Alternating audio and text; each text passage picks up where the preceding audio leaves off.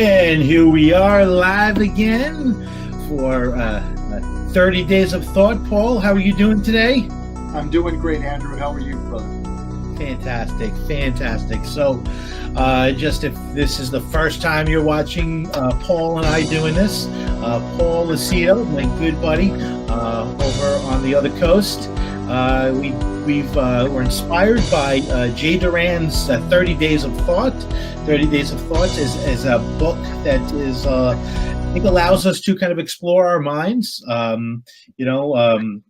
It's a book that allows us to really dig deep into different concepts and things that Jay shares with us. And the idea is you read the passage that Jay wrote, you write some notes about it, and then from there you record a video. Paul and I, we're trying to become comfortable with being uncomfortable. And by doing that, one of the things that we're uncomfortable with is live video.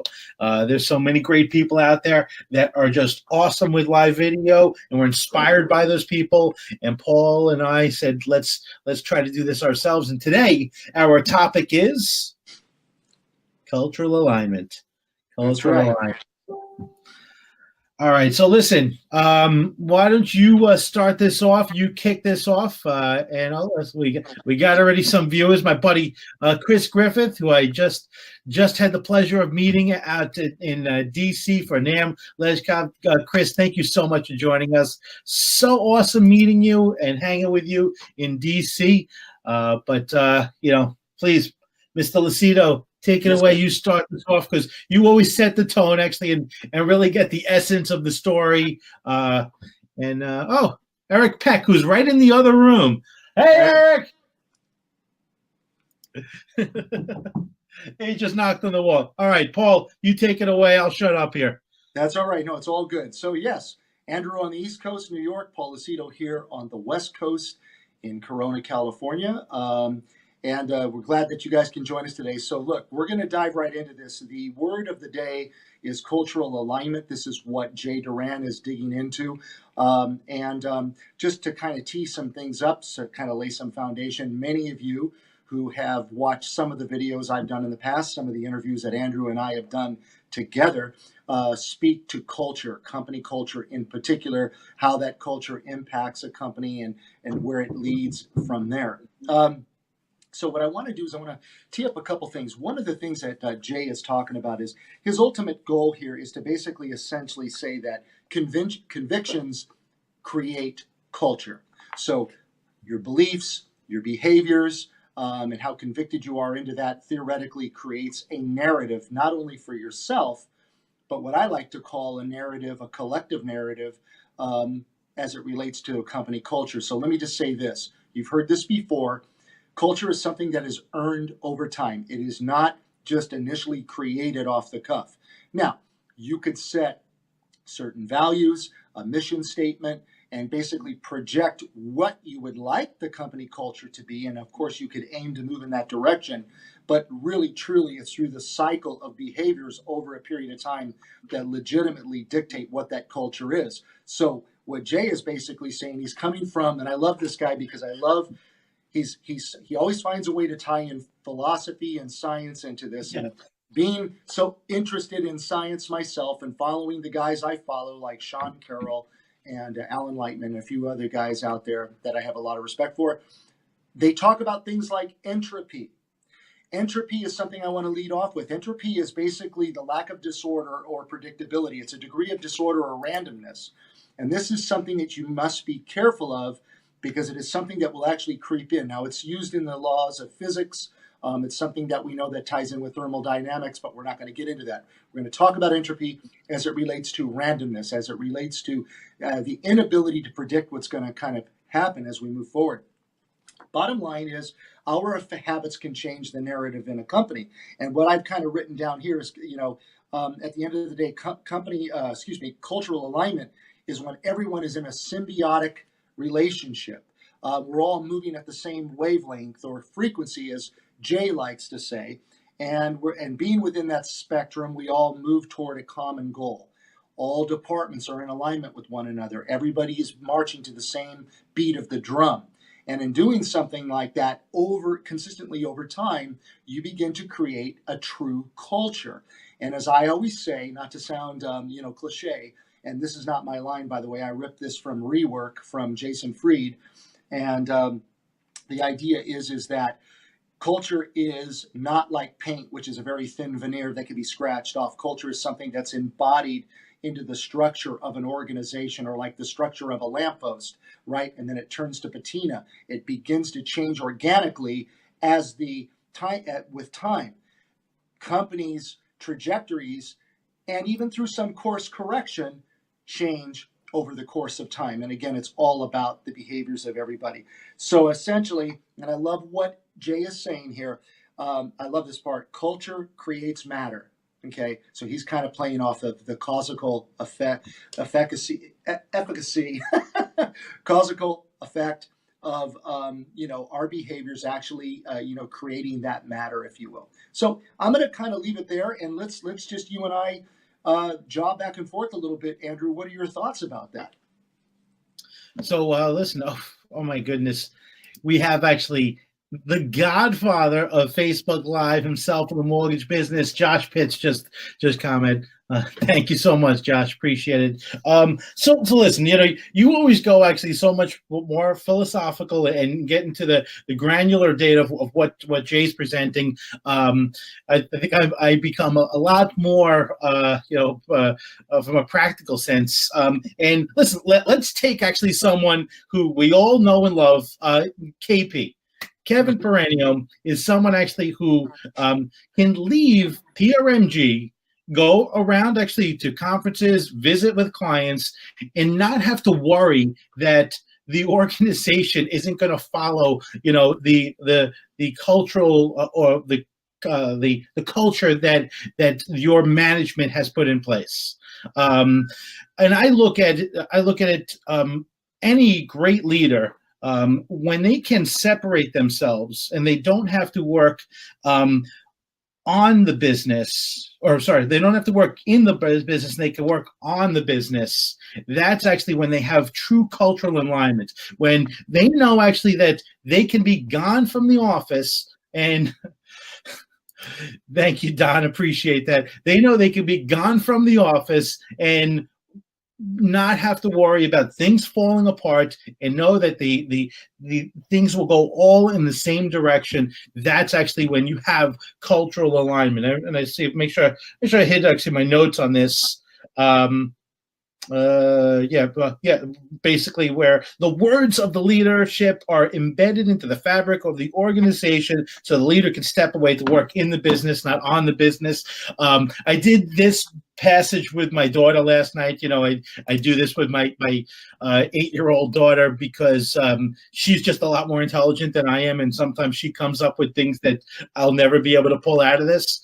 I'll tell you, she came actually up with this concept of, by doing this, by having a cultural alignment, it's when the business owner can have more fun. And this is a great point. When you're at that point where actually your organization is able to go without you and continue actually to carry your principles and what you've embedded into that organization, that's when you start having a lot of fun. And we see that in the most successful businesses, in the mortgage business, where the leaders actually can go to conferences. They can actually be working on bigger picture things and not be focusing on the day-to-day. And we also see that with the top originators. Listen, top originators, they're doing more with less. I use an example like, take actually one of the top originators. I was talking with this last week. He doesn't work a lot. He does not work a lot. And I was going to mention his name, but I don't think he actually shared some things that he didn't want me necessarily sharing. But he probably puts maybe 20 hours of work a week, because he has systems in place that he's able to walk away, and the people actually that he left in place are excited and proud to carry that torch. That is cultural alignment. That's at least what I think. Are you with me on that? You feel actually that's a similar analogy? Well, first of all, I think what you said was spot on, and I just thought you might get a kick out of this. You see that little blue stripe? Can you see that? Yeah, I see that. Yeah. Okay. Basically, I'm saying the exact same thing. Essentially, it allows the leader, okay, to work on the business versus being swept up into the minutia of the business. So I do agree with you, and I thought that your analogy using Kevin Peranio, who works for Paramount Residential Mortgage Group, he is one of our partners. He's a prime example of that guy, and he can do that with confidence because, as you just so well said, our team is in cultural alignment. We all know what we need to do. We all work in a symbiotic way, as I said earlier. That's very, very important. And so that gives him the confidence to go out, preach the gospel as he needs to do, or actually attend the events, as you said, where he can gather some good intel and then bring it back to the mothership. And I think that's really a real important thing that you have to do as a leader. But what I really like about what Jay is saying in so many words, he uses a term, I don't know if you picked this up, Andrew, but he used the term WT-M, okay? And it's basically the word thought matrix is what it is. Yeah. And he's got kind of his equation of that. But again, I think in so many words, what we're all basically saying is the same thing. And it all ties into a lot of what I've been saying over the course of time. When you are trying to build a company and you are trying to build the brand and you want people to be able to resonate with the brand of your business, with your offerings, your wares, whatever it is that you're trying to sell, whether you're grinding for loans and trying to, create the all-American dream of home ownership, or whatever it is that you're trying to do, that people will see that marquee and they'll tie it in literally with the behaviors of the company in of itself. So I always say, in fact, shortly after here at about 1:15 California time, I'm going to be heading downstairs and I'm going to be preaching that gospel to our team. And I always tell them, that's just a logo on the wall. It is you people out there. It's our team that elevate the brand. That's what creates the brand. That's what builds its integrity. So if you're demonstrating the right behaviors over a period of time, the probability is good that you're going to get you're going to resonate with others, whether it be to recruit to bring other people, whether it recruit to bring other people to the table, or whether it just simply be, everybody being in an operation, a similar operation of fashion, we're all moving toward the same goal. And it creates trust in the organization as well. Yeah, fantastic. And by the way, hi Megan, thank you for commenting. I appreciate that, Paul. No, it's great, and I think we're blessed. Listen, we're blessed actually, to have companies like PRMG in the industry that are, huge, giant, corporations that still have that great cultural alignment. So listen, let's wrap this up. We've been going for a long time here. Do you have a passage that you'd like to work on for next week? You know what? Let me see really quick. Do I have a passage for next week?